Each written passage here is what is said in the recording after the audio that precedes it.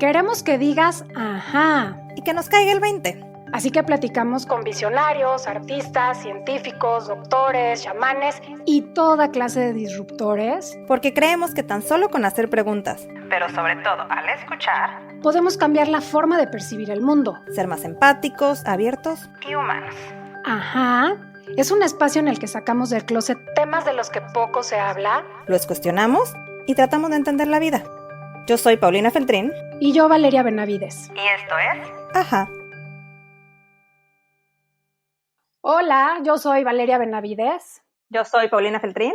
Y estamos en un nuevo episodio de Ajá. Hoy estamos súper contentas porque tenemos una invitada increíble. Ella se llama Galia Kleiman. Galia está certificada por el Institute for Integrative Nutrition de Nueva York y es representante en la Ciudad de México de la Fundación Weston Price. Actualmente asesora a familias en alimentación integral y se especializa en el estilo de alimentación paleo, el protocolo autoinmune y las dietas sin gluten. Es embajadora del programa Food Revolution del chef Jamie Oliver y da consultas a mamás, jóvenes y adultos para que logren un cambio en su estilo de vida a través de la alimentación. Galia se considera el vínculo entre los pequeños productores locales, orgánicos y de alta calidad y todos los consumidores en la Ciudad de México, básicamente. Creó un espacio en su estudio en donde ayuda a estos productores a comercializar sus productos, además de que ofrece cosas como caldo de huesos, alimentos fermentados, adaptógenos, kéfir, kombucha,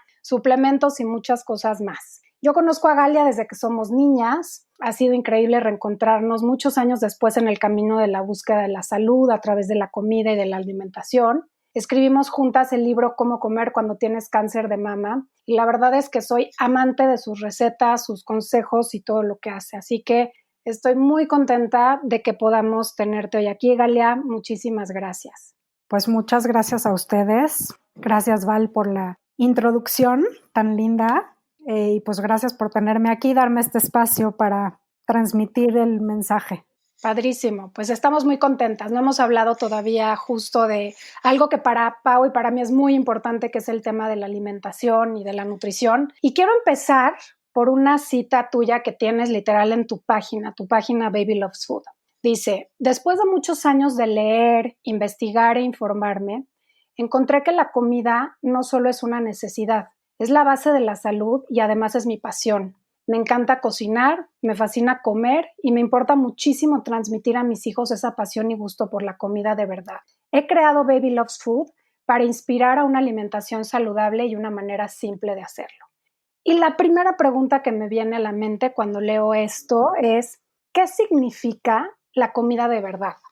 Pues sí, la comida de verdad para mí es estos ingredientes que son lo más cercano a como la naturaleza nos los presenta.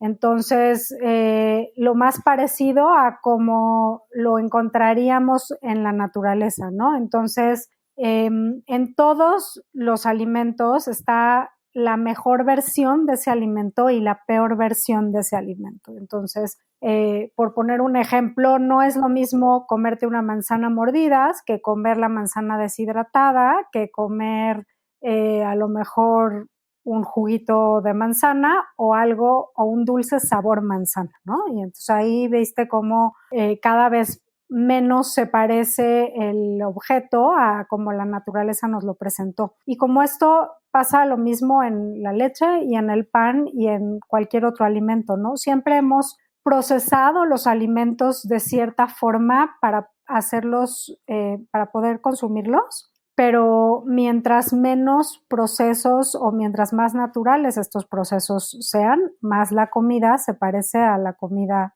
de verdad. Claro, es súper interesante porque estamos viviendo un mundo en el que estamos muy acostumbrados a comer alimentos procesados. Y esto me lleva a pensar un poco que a veces hay como estos momentos que nos hacen reflexionar sobre algo que parece tan sencillo y al mismo tiempo tan complejo como la comida. Este espacio, Galia, se llama Ajá, porque justo estamos en la búsqueda de esos momentos que marcan nuestro rumbo en la vida. A veces es simplemente un autodescubrimiento al escuchar o ver algo, y otras veces es resultado de una búsqueda consciente de hacia dónde queremos ir. ¿Qué pasó en la vida de Galia que hizo que se enfocara en la comida, en la nutrición y en la salud integral? Mira, como casi toda la gente que se dedica a lo que yo me dedico, esto empezó primero con mi salud y después cuando tuve hijos con la salud de mis hijos. Entonces, yo llegué a un momento en mi vida donde estaba completamente fatigada, se me caía el pelo, tenía unos problemas digestivos tremendos, llegué a tener que no me crecían las uñas, tenía niveles de hierro bajísimos, o sea, tenía anemia y no me explicaba por qué, ¿no? Siempre es como, ay, estoy cansadísima y no sé por qué. Y bueno, claro que había una explicación y no nada más tenía que ver con la comida, sino que con muchas decisiones de vida, trabajar hasta morir, etcétera. Y la respuesta la encontré, o sea, el principio del camino hacia la solución lo encontré en la comida. Pero no fue en ese momento que decidí dedicarme a esto. Me volvió a pasar un par de veces más hasta que tuve mi momento ajá.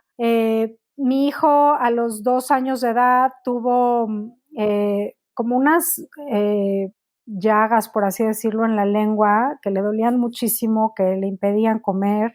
Y en ese momento vivíamos en Costa Rica y yo veía a un naturópata en vez de un pediatra alópata convencional, y este naturópata me hizo ciertas recomendaciones en la alimentación de mi hijo, como dejar los lácteos en ese momento, y se resolvieron sus problemas de salud. Y después volví a tener problemas con mi segunda hija en su escuela y en su forma de aprender, y pensábamos que tenía como algún tipo de déficit de atención y ciertas cosas que le habían diagnosticado como estas pedagogas en la escuela. Intentamos terapias y varias cosas y al final lo que resolvió fue la alimentación, de nuevo, ¿no? Evitar ciertos alimentos y enfocarme en otros. Y ahí fue cuando de veras fue como, siempre la respuesta está en la comida, ¿no? Sí, yo encontré siempre la respuesta en la alimentación. Y entonces en ese momento dejé de dedicarme a decorar cuartos y dejé de dedicarme al diseño para dedicarme a ayudar a otras mamás y a otras familias a acercarse a la comida desde el enfoque, desde como lo descubrí yo, como me ayudó a mí. Está increíble. Entonces, tiene que ver con querer una familia más sana y que la respuesta siempre llegaba a través de la comida. Está increíble porque hay veces en que buscamos soluciones súper complicadas, ¿no? Y a lo mejor lo que le funciona a uno no le funciona al otro, pero es tan básico y tan simple lo que tiene que ver con nutrición que definitivamente creo que es como muy revelador decir, híjole, sí es una de las maneras en las que tenemos para sanar. Y bueno, Pau tiene muchas historias que contar al respecto también. Y a mí me gustaría entrar un poquito en algunos conceptos porque hay muchísima información de nutrición allá afuera, muchísima. Hay toda una tendencia mundial de salud, de bienestar integral. Siempre, siempre, siempre sobresale este tema de nutrición. Y hay muchos conceptos que resuenan todo el tiempo y que son difíciles de entender. Hay uno que en especial nos gustaría muchísimo conocer con más detalle y entender a qué se refiere, y específicamente me gustaría ver si tú nos puedes explicar qué es esa famosa microbiota, qué es y qué importancia tiene en nuestro cuerpo hoy. Sí, mira, definitivamente está por todos lados y es el tema en el mundo del wellness y de la salud. Y es que es un tema, todavía estamos en pañales tratando de entender este mundo de los microbios y nuestra relación que tenemos con ellos. Y es un tema en el que incluso la medicina y los médicos y la ciencia lo acaban de encontrar, ¿no? No tiene más de 10 años, simplemente el término microbiota tiene una década de existir, ¿no? De empezar a llamarle así. Y ese es el nombre que le damos al conjunto de microorganismos que viven en nuestro cuerpo. Entonces, resulta que a nivel genético tenemos en nuestro cuerpo más genes de microbios que de humano. Se podría decir que somos un conjunto de microorganismos que se mueve y que va caminando por ahí, ¿no? Porque pues literalmente son millones de bacterias que viven en todo nuestro cuerpo. A lo mejor habíamos oído hablar mucho de la flora intestinal, pero hoy sabemos que tenemos una flora cutánea, y tenemos flora vaginal, y tenemos flora en la boca y flora en los ojos, y que esta flora, que en español le llamamos flora, pero en realidad son microorganismos, pueden ser bacterias, protozoas, levaduras, virus, son microorganismos en su mayoría benéficos, o algunos se llaman comensales, o sea, no nos hacen ni bien ni mal, pero que habitan en nosotros y llevamos una relación simbiótica con ellos. Ellos sobreviven gracias a que nosotros somos su anfitrión, digamos, ellos son nuestros huéspedes, pero ellos también producen vitaminas para nosotros, producen sustancias como, por ejemplo, una gran parte de la producción de serotonina en nuestro organismo sucede en el intestino, y es gracias a unos microbios que producen serotonina para nosotros. Otros limpian nuestro intestino, otros procesan los alimentos para nosotros. Estos mismos microbios regulan nuestro sistema inmunológico. Entonces, realmente realizan funciones indispensables para la salud de los humanos.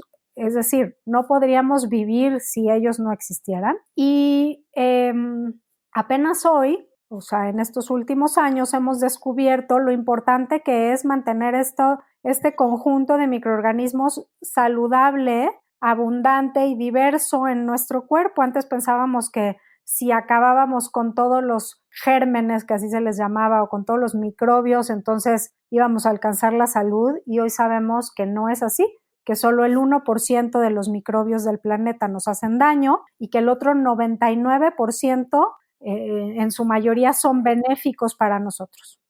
Qué interesante, Galia, porque justamente estamos viviendo en estos tiempos en que le estamos teniendo miedo a los virus y a lo que está allá afuera, cuando realmente llevamos milenios, ¿no?, conviviendo con ellos y apenas nos damos cuenta. Y esto me hace reflexionar sobre qué importancia tiene el microbioma, ¿no?, con el que cohabitamos en nuestro cuerpo, y me hace pensar que ahora que estamos hablando de alimentación, pues realmente la comida también es, si le damos de comer a nuestros bichos, matamos de hambre a nuestros bichos, los enfermamos, somos algo mucho más complejo. Hablabas hace un ratito de diversidad. ¿Qué tan importante es esta diversidad dentro de nuestra alimentación para justamente tener una microbiota saludable? Sí, pues es fundamental. Lo que buscamos en sobre todo en nuestra flora intestinal, pero en general en los microorganismos que viven en nuestro cuerpo, buscamos que sean diversos y que sean abundantes. Tenemos que tener muchos, pero también tenemos que tener de muchos tipos. Y resulta que los conjuntos de seres humanos más sanos ahorita en el planeta, pues son estos cazadores-recolectores. Hay unos 5 o un puñado, digamos, de grupos de seres humanos en el planeta que todavía son cazadores-recolectores, y podríamos decir que siguen viviendo como los humanos originales. Y los estamos volteando a ver para, pues, ver cómo viven, qué comen, y una de las cosas que se está analizando es cómo es su microbioma. Y estamos viendo que ellos tienen a lo mejor por ejemplo, 600 diferentes especies de microorganismos viviendo en su intestino, mientras que en el mundo occidental las personas tienen entre 50, quizás 200, ¿no? Alguien con una flora muy bien, wow, muy diversa tendrá 300. Y esto precisamente depende de nuestra alimentación, porque de lo que yo coma, los diferentes tipos de fibras alimentan diferentes tipos de microorganismos. Entonces, por poner un ejemplo, si yo consumo muchas harinas refinadas y mucha azúcar, puedo tener una sobrepoblación de levaduras. Por ejemplo, la famosa cándida. La gente que come mucho azúcar y mucha harina refinada puede llegar a tener exceso o sobrepoblación de cándida. ¿Por qué? Porque si solo como un tipo de alimento, pues solo estoy alimentando un tipo de bichos. Entonces, ahora se sabe que mientras nuestra alimentación incluyamos mayor cantidad de vegetales y de distintos tipos de fibras resistentes y fibras solubles, vegetales y frutos de todos colores, los tallos de las plantas y no solamente las hojitas, ¿no? Por ejemplo, el tronquito del brócoli en vez de solo la cabecita del brócoli, etcétera. Pues sí, efectivamente, cuando hago una elección de lo que yo voy a comer, no estoy escogiendo solo para mí, me estoy dando de comer a mí y a mis millones de microorganismos que viven en mí. Está súper interesante. O sea, tenemos que comer mucho, al punto y a la pregunta de Pau, es comer mucho de todo, no mucho, más bien, mucha variedad, ¿no? Mucha variedad. Existen millones de diferentes plantas, verduras, o sea, en nuestros jardines hay plantas comestibles que nosotros lo que hacemos es dedicarnos a quitarlas porque interfieren con el crecimiento del pasto, ¿no? Uh-huh. Entonces, hemos reducido la dieta moderna a comer 5 o 6 tipos de verduras, ¿sabes? La papa, el tomate, la cebolla, lo típico que compramos cuando vamos al supermercado, pero existen en México, por ejemplo, quelites, la variedad de quelites es gigantesca, ¿no? Hierbas de olor, hojas de distintos tipos, verduras que hemos dejado de consumir, frutas que también ya no se usan, ya no se consiguen, ya no se cultivan porque la gente ya no las consume, etcétera. Bueno, hemos ido limitando nuestra dieta muchísimo y cada vez más las personas comen unos 5 o 6 alimentos que repiten constantemente a lo largo de la semana, el mes y el año y no cambian su alimentación por temporada, no cambian su alimentación por región, no comen local. Es realmente preocupante porque no hay señales de que esto cambie, ¿no? La tendencia es hacia una unificación, que todos comamos lo mismo, que todos en el planeta comamos los mismos 5 alimentos y esto es preocupante incluso a nivel ecológico y del planeta, no nada más de nuestro microbioma. Claro, sí, eso justo estaba pensando ahora que hablabas, Galia, cómo tiene esta repercusión en el planeta mismo y si a todos nos gustó el atún, de pronto hay atún en todos los restaurantes, ¿no? Y nunca nos cuestionamos de dónde viene y cuál es el impacto que en un factor de acumulación vamos haciendo, ¿no? Que es lo mismo que decía, si solo como esta cosa, pues únicamente voy a tener estos resultados, ¿no? Uh-huh. Y eso me lleva mucho a pensar, cuando Valeria y tú estaban escribiendo el libro, ella me hizo mención a una frase que me ha resonado desde ese momento y me parece increíble. Decía que para saber si estás comiendo comida de verdad, voltees a ver tu plato y pienses si lo que hay de comida en él podría ser identificado por tu abuela. Y esto es porque justamente lo que platicábamos hace unos momentos, durante las últimas generaciones nos hemos adaptado a la comida procesada, a prepararlo fácil y rápido porque no tenemos tiempo, poco nos cuestionamos el origen de los alimentos, por comodidad, por falta de tiempo, porque así hemos crecido. Y realmente comemos sin darnos mucha importancia de qué es lo que estamos poniendo en nuestro plato y el proceso que hay atrás. ¿Qué es lo que hacían nuestras abuelas que realmente nos nutrían y cómo puedo nosotros rescatar estos rituales hoy en día? Me encantó esa pregunta, porque justamente eso es parte de lo que yo trato de hacer, es rescatar estos procesos y esta forma de comer de antes. A lo mejor no había internet y las amas de casa, las mamás, pues no leían libros de nutrición, ¿no? Y no tenían la nutrióloga para ir a preguntarle qué comer. Y sin embargo, tenían mucho más conocimiento que lo que tienen las personas hoy en día de qué es lo que se debe de comer, qué es lo que realmente me nutre y sobre todo cómo prepararlo. Entonces, es algo que no tenía que ser tan complejo, no es que tuviera que tener un máster en gastronomía la mamá o la jefa de familia para saber qué darle de comer a los hijos, ¿no? Esto se aprendía, crecíamos en cocinas donde veíamos a los demás cocinar, entonces no tenías que ir a tomar clases de cocina, aprendías, crecías aprendiendo, crecías viendo a las personas cocinar, acompañabas a tu tía, a tu abuela, a quien fuera al mercado y entonces veías cómo se hacía la compra, incluso en muchas casas tenían ahí sus animales, entonces el niño era el que iba y recogía sus huevos de la gallina y entonces no había ni siquiera que hacerse todas estas preguntas que hoy nos hacemos, ¿de dónde viene el huevo? Y ¿será bueno, será malo? Era como, es lo que siempre hemos comido y entonces nos hace bien porque sabemos que nos hace bien, porque toda la vida lo hemos comido. Y era distinto a lo mejor para la familia que estaba en España y para la familia que crecía en la costa mexicana que para la familia que crecía en la montaña, ¿no? Porque la gente hacía uso de los ingredientes locales, de las recetas tradicionales y de la forma tradicional de prepararlos. Y resulta que en este saber comunitario, ¿no? En estas recetas que se pasaban de generación en generación y de boca en boca, había mucho conocimiento, quizá no científico, pero sí experiencial. Entonces sabían que, por ejemplo, si el maíz no se nixtamalizaba, te desnutrías. Y entonces que para que realmente fuera nutritivo un alimento hecho con el maíz, necesitábamos remojarlo, hervirlo con cal o con ceniza, después enjuagarlo muy bien y molerlo y así hacer la tortilla. Y entonces una tortilla que está elaborada con ese proceso sí me nutre porque pone disponibles los nutrientes. Nadie se preguntaba, ¿será la mejor manera o no? ¿Será bueno el maíz o no será bueno? Así habían crecido, así habían visto a sus padres hacerlo y así ellos se habían alimentado toda su vida y lo repetían para sus familias, ¿no? Este saber ancestral, cada cultura tenía sus formas de preparar sus ingredientes y hoy en día se perdió. Y hoy la gran cantidad de clientas que yo tengo son chavas con maestrías, CEOs de compañías súper preparadas que jamás vieron a su mamá cocinar porque para la mamá, o sea, una generación arriba que nosotros, esto ya no era bien visto.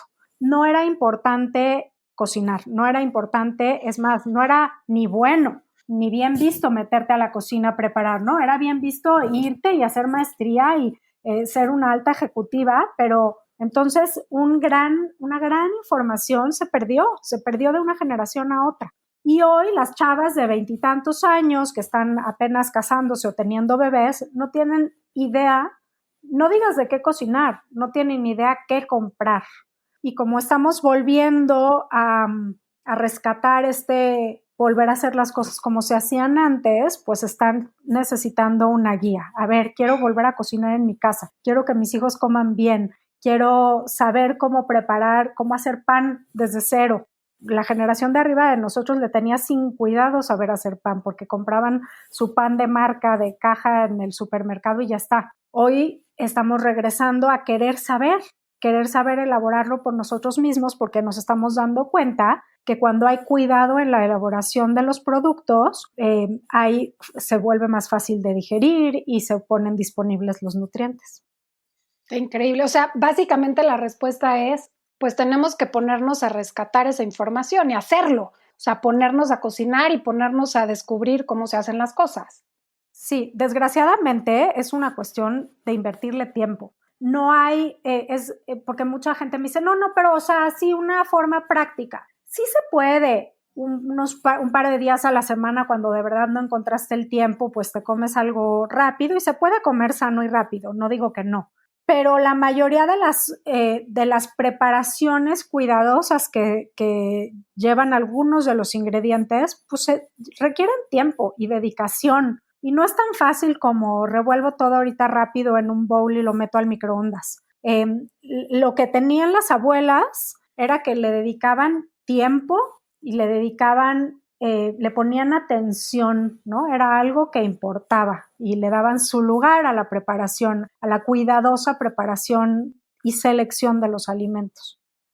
Está súper interesante. Y es tarea y es una decisión personal. Voy a cambiar un poquito de tema porque hay algo relacionado a las dietas que hace siempre mucho ruido. Desde hace muchísimos años existen dietas, sistemas de alimentación que se ponen de moda, que van, que vienen. Algunos van de un extremo a otro. Algunos se enfocan en ciertos hábitos y tienden a recomendar comer o dejar de comer algunos alimentos en específico. Hoy está muy de moda la famosa dieta keto o cetogénica, ¿no? Pero hemos oído hablar de muchísimas, la paleo, la mediterránea, la del genotipo, la del metabolismo acelerado, la del ayuno intermitente y muchísimas más, ¿no? Las dietas veganas y vegetarianas.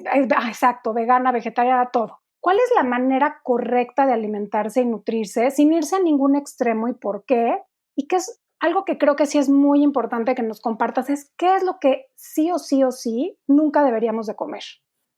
Mira, aquí tiene que ver también creencias filosóficas, ética, o sea, hay muchas cosas involucradas. Y hoy en día que la gente es menos religiosa, es mucho más dogmática en su manera de comer. Casi se podría decir que la manera, el escoger la corriente que voy a seguir en mi forma de comer se convierte casi en una religión. Y el que come keto te dirá que, o sea, el comer keto es la neta del planeta y que es la única manera de estar sano y que por ahí va. Y el vegano, bueno, ni se diga, ¿no? Entonces, yo sin juzgar otras selecciones o elecciones que hace la gente en su forma de comer, lo que sí puedo decir es que existen procesos y formas de alimentación que lo que está comprobado es que por años y años las culturas sobrevivieron comiendo de esta manera. Entonces hay culturas que son perfectamente sanos y que se sostuvieron comiendo casi puro alimento animal, por ejemplo los esquimales. Y existen culturas con muy poquito consumo de alimento animal que sabían hacer una buena combinación de otros alimentos y conocían la buena preparación, por ejemplo, de los granos y semillas y sabían cómo combinarlas para nutrirse bien. Entonces, lo que sí puedo decir es que las dietas tradicionales, pues está comprobado que funcionaron, porque funcionaron por siglos y siglos, ¿no? Quizás estas cosas más nuevas, estos conceptos más nuevos es lo que pues no sabemos. Por ejemplo, los endulcorantes sin calorías o los polvos de proteínas. No quiero decir que no sean sanos, pero no sabemos el efecto a largo plazo, no sabemos el efecto a largo plazo de los pesticidas, de los conservantes, de los colorantes. Eso no llevamos muchos siglos comiéndolo. Es relativamente nuevo. Hay ingredientes que llevan 10 años y que no han sido probados en seres humanos porque no se les requiere a la industria alimenticia probar que es seguro consumirlos. Entonces, ¿qué de verdad no debemos consumir? Pues hay ciertos conservadores, hay colorantes que en Europa y en en Europa están prohibidos, en Estados Unidos y en México no están reglamentados y seguimos pudiendo comprar alimentos que contienen este tipo de colorantes. Por ejemplo, la gran mayoría de las marcas de helados comerciales contienen anticongelante, el mismo anticongelante que se le pone a los coches para que no se congele.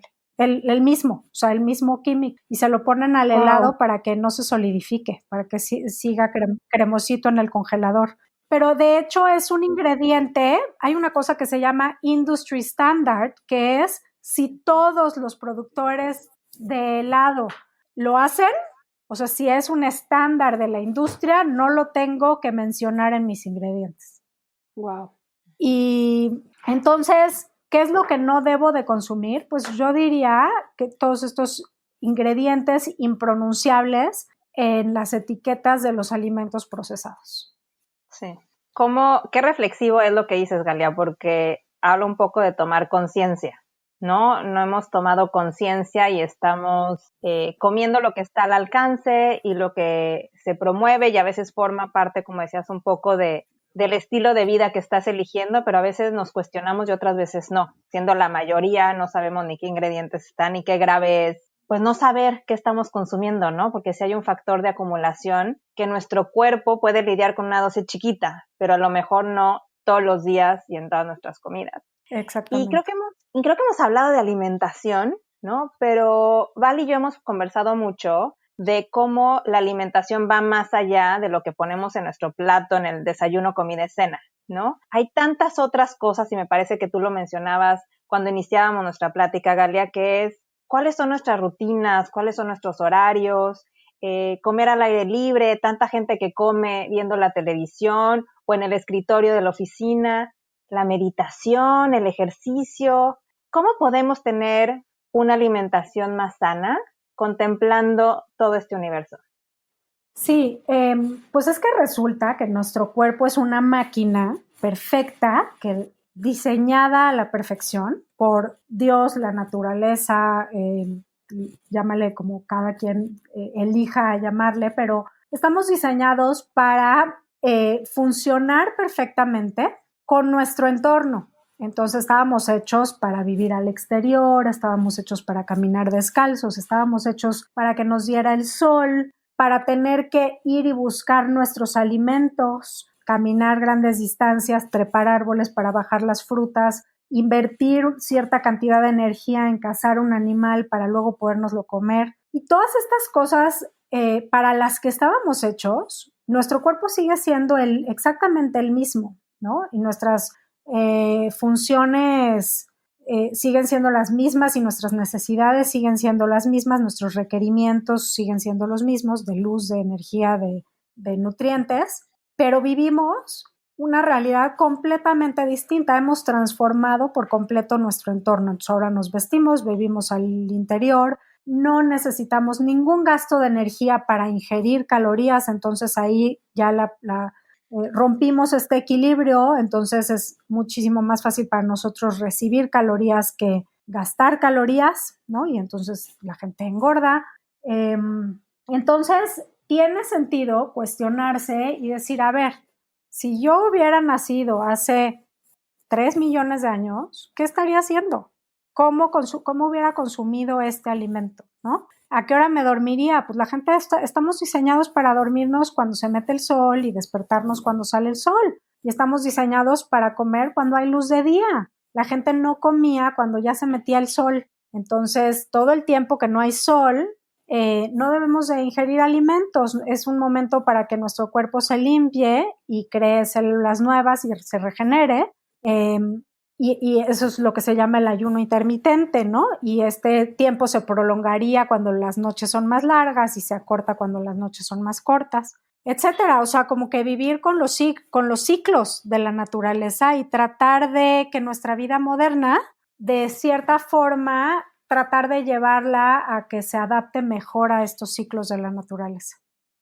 Increíble. Y acabas de pronunciar un concepto que es súper interesante, que es el famoso ayuno. Y hoy es uno de esos hábitos de los que cada vez se habla más, ¿no? Es como con esta necesidad de recuperar algunos conceptos. Y sabemos que es algo que existe desde hace miles de años, ¿no? Que las primeras civilizaciones reconocían el valor del ayuno para revitalizar, para rejuvenecer, para sanar, para curar, ¿no? Para reparar el cuerpo e inclusive la mente. Y ayunar ha sido una práctica como muy común en muchas de estas civilizaciones. De hecho, hay religiones que ¿qué todavía es el ayuno? ¿Cómo funciona? Conservan esta práctica del ayuno, ¿no? Ok. Bueno, sí, ayunar es simplemente tener periodos de no comer. Entonces a mí me da risa cuando me dicen, oye, pero es que ayunar es súper peligroso para las mujeres, o es peligroso para quien tiene problema de tiroides, o es que los niños no deberían de ayunar. Bueno, ¿qué crees? Todos ayunamos, porque el tiempo que estamos dormidos y no comemos, eso es un ayuno. Por eso cuando comemos en la mañana le llamamos desayunar. Entonces, si pasan 5 horas entre una comida y otra, pues esas 5 horas es un periodo de ayuno. Ayunar simplemente es periodo de no comer. Entonces, el problema, como les decía, es que ahora podemos comer a las 11 de la noche, podemos comer, salir a cenar y los restaurantes están abiertos 24 horas.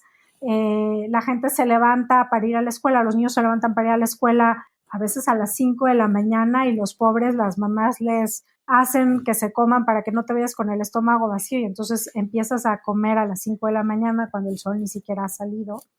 Ahorita con la cuarentena famosa, por ejemplo, mis hijos adolescentes, mi hijo a las 11 de la noche se le ocurre ir a la cocina a agarrar a ver qué pica, ¿no? Y eso es un hábito fatal porque el cuerpo necesita periodos de no comer para varias cosas. Necesita no comer, tiempo de no recibir alimento para hacer la digestión de lo que recibió cuando sí estábamos comiendo, para limpiar el intestino de lo que va quedando, ¿no? Lo que ya no usaste, los desechos, lo que sobró, necesitamos periodos de no comer para regeneración celular, entonces el cuerpo se repara, o sea, el cuerpo no puede hacer dos cosas, o sí hace muchas cosas al mismo tiempo, pero o está en modo de aprovechar los nutrientes, hacer la digestión, etcétera, o está en el modo de repararse, ¿no? Entonces la producción de células nuevas, también la apoptosis, que es el deshacerme de las células que están defectuosas, que ya no me sirven.